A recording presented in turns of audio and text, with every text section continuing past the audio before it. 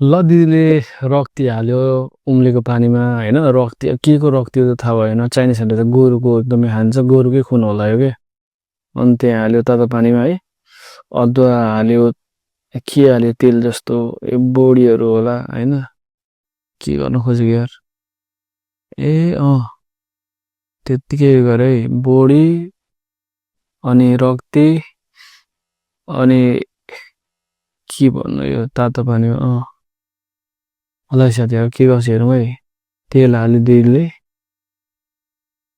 अनि खुर्सानी आमा सुक्खा खुर्सानी कति धेरै हौ हरियो खुर्सानी माडमल तरिकाले है तर यो पिरो चाहिँ हुँदैन यो हरियो खुर्सानी चाहिँ होइन अनि त्यो रक्ती र बोडी त्यो उस्नेको थियो त्यति हाल्यो सँगै यो खानु त अब त्यस्तो कहाँ त्यतिकै राम्रो चाहिँ हुँदैन है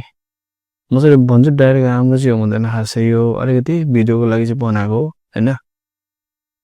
नुन हेरौँ ल साथीहरू नुन ल ल त्यसमाथि फेरि दुले खोर्सानी हाल्यो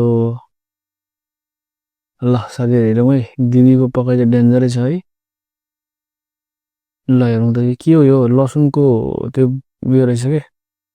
त्यसमा तपाईँको यो पनि हालेको छैन के हो राम्ररी धोइधाइ पनि भएको छैन जराइसँग ल हेरौँ आमा जराइसँगै छ है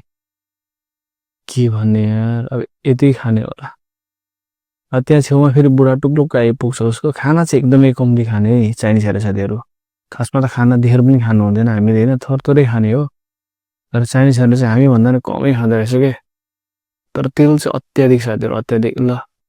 बुढा टेस्ट गर्ने बेला त बुढा त आइहाल्छ कि ल साथीहरू भिडियो कस्तो लाग्यो मन पर्यो भने लाइक सेयर कमेन्ट र विशेष गरी सब्सक्राइब गर्नु नभुल्नु होला है नमस्कार जय नेपाल